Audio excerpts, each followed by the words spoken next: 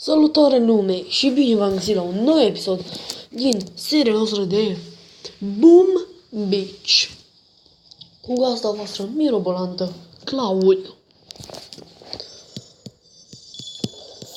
Colectăm resurse, ia să începem să punem upgrade. Putem... What? Cred că putem să punem warrior-ii. În fine. Putem să punem ăsta. Artilerii la level 6. Și FP World. Avem Dark Fragments. Să vedem. Perfect. Putem să facem un... Stai să văd cum se numește. Nu prea știu cum se numesc asta. Un gardian. Pentru că facem așa. Așa frumos și bengos. Iar ăstea o să se înmunească și o să facă... Ce o să facă? Și are Gunboat Energy plus 7%. Îi dăm reclaim. Statue. Și acum am mai primit un shard. Un dark shard și acum o să se facă asta. Și în episodul următor o să-l avem făcut. Și sper că o să și-l folosim.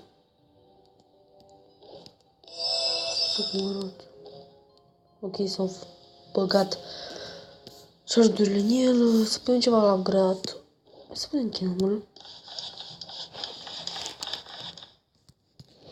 Și să vedem acest replay unde am pierdut o bază. Dacă vă vine să credeți. Stop. Ok, a avut 5 bărci. Și aici, cred că a pierdut un heavy.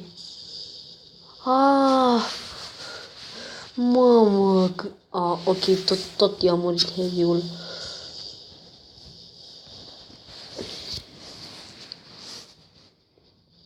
Așa, eu am murit Lucas și așa am pierdut.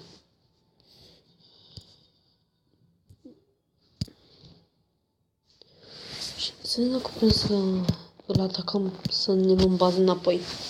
Ce s-a bucurat.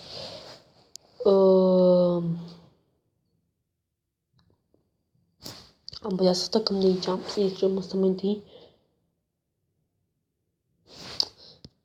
Sau mai bine nu. Fainiu. Să vedem.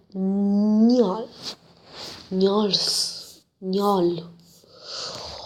Asta e prea grea pentru mine. Eu până level 28. Hai, frate.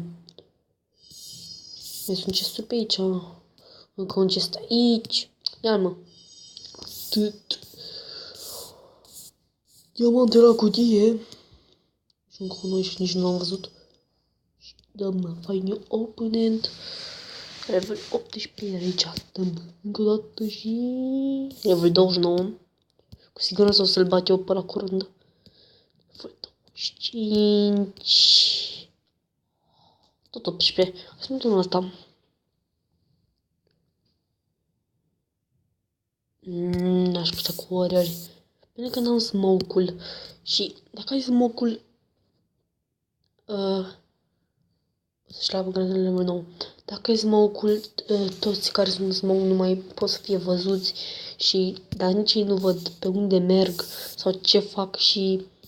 Da, nu ți-e mai ușor oricum. Să mai dăm skip aici. Level 23. Și aici level 19. Să ne uităm la skill level 19. Poate e mai praf decât noi. Ceea ce nu cred. Păi ar fi foarte ușor să-i batem. Îi venim uite așa în spate frumos. Haideți să încercăm. Trebuie să încercăm această bază. Ce-ți-vă acolo? Prin bomb intrați, nu contează, nu vă lasă foarte mult damage. Ce să vă băt tot pe acolo? Unde vă întorceți? Unde vă întorceți?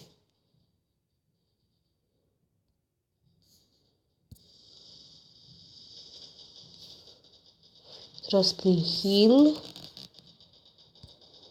Păi atacați direct acolo. Yeah.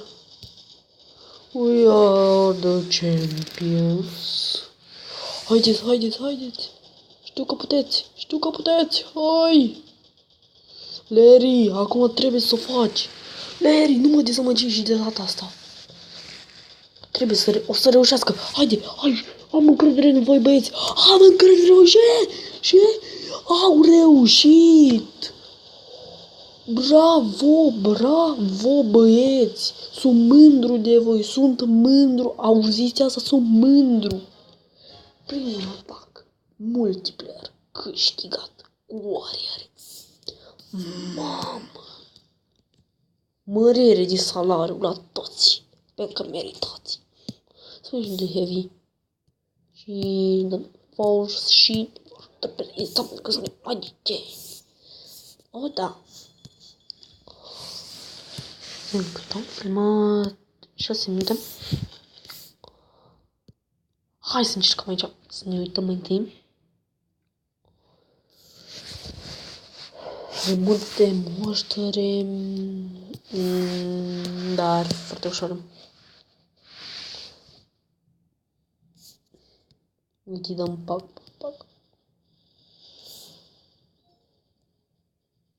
Așa. Dăm aici.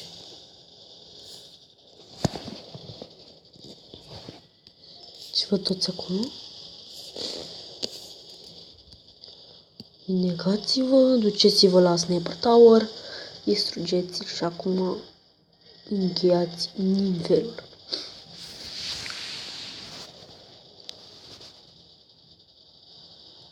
Bravo, soldații mei! Felicitări! Acum avem un nou resource base și care o să ne producă resurse. Este un nou machine gun. Să vedem cum să-l facem să meargă.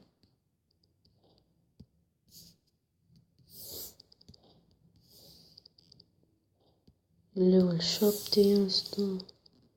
6 de level 7. 6 de level 7. 6 de level 7. Tot de ce tot de level 7?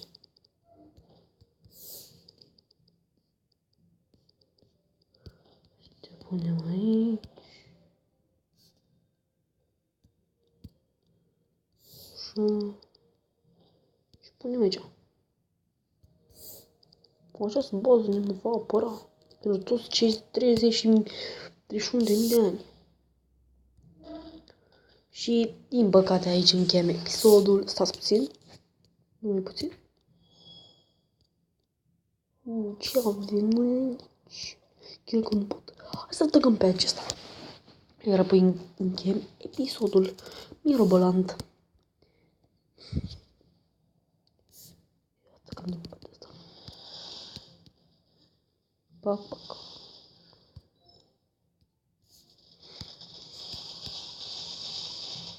Pac.